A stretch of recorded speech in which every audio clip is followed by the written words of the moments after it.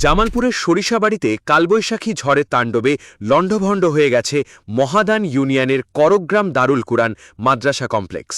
ঝড়ের তীব্রতায় মাদ্রাসার বিশালাকৃতির গাছপালা উপড়ে পড়ে ধসে গেছে প্রতিষ্ঠানের একমাত্র অজুখানাটি। এতে অন্তত 2 লক্ষাধিক টাকার ক্ষয়ক্ষতি হয়েছে বলে জানিয়েছেন মাদ্রাসা কোঅর্ডিনেটর মাওলানা মুমিনুল ইসলাম। আজকে রাতে এই ঝড়ে আমাদের এই মাদ্রাসার এই অজুখানা এবং ওই পাশে নুরানি শাখায় আমাদের গাছগুলো ভেঙে আমাদের বিশাল ক্ষয়ক্ষতি হয়েছে।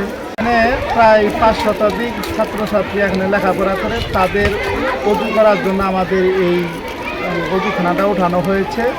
এটা এখন ভেঙে যাওয়ার কারণে আমাদের ছাত্র এবং শিক্ষক সকলেই আমরা খুব কষ্টে আছি।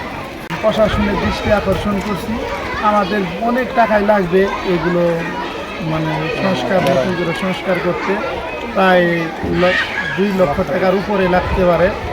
এই জন্য আমি বিশেষভাবে অনুরোধ করতেছি যে প্রশাসন যদি আমাদের এদিকে একটু যদি নজর দেয় তাহলে আমাদের জন্য খুব সহযোগিতা হবে। অজুখানাটি সম্পূর্ণ বিধ্বস্ত হওয়ায় বর্তমানে শিক্ষার্থী ও শিক্ষকদের অজু করতে গিয়ে চরম দুর্ভোগ পোহাতে হচ্ছে। অন্যদিকে ঝড়ের একই তাণ্ডবে ক্ষতিগ্রস্ত হয়েছে মাদ্রাসার পাশের একটি সাধারণ পরিবারও। মাদ্রাসার একটি বড় গাছ ভেঙে পড়ে প্রতিবেশী লেবু মিয়া ওষুধ বাড়ির ওপর। এতে ঘরবাড়ির ব্যাপক ক্ষয়ক্ষতি হয়েছে। ভুক্তভোগী লেবু মিয়া জানান, গাছ পড়ে তার প্রায় 1 লক্ষ টাকার সমপরিমাণ ক্ষতি হয়েছে। বর্তমানে মাদ্রাসা কর্তৃপক্ষ ও ক্ষতিগ্রস্ত পরিবারটি এই বড় অঙ্কের ক্ষয়ক্ষতি কাটিয়ে উঠতে প্রশাসনের সহযোগিতা কামনা করছেন। মাদ্রাসার এই গাছে আমার ঘর এটা ভেঙে গেছে এবং মাদ্রাসা তো অনেক ক্ষয়ক্ষতি হয়েছে। আমার প্রায় 2-3 লাখ টাকার মতো ক্ষতি হয়ে গেছে এই গাছে ভাঙা।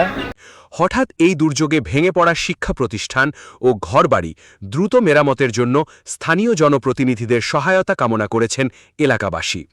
Desk report, JTV, Sarishabari, Jamalpur.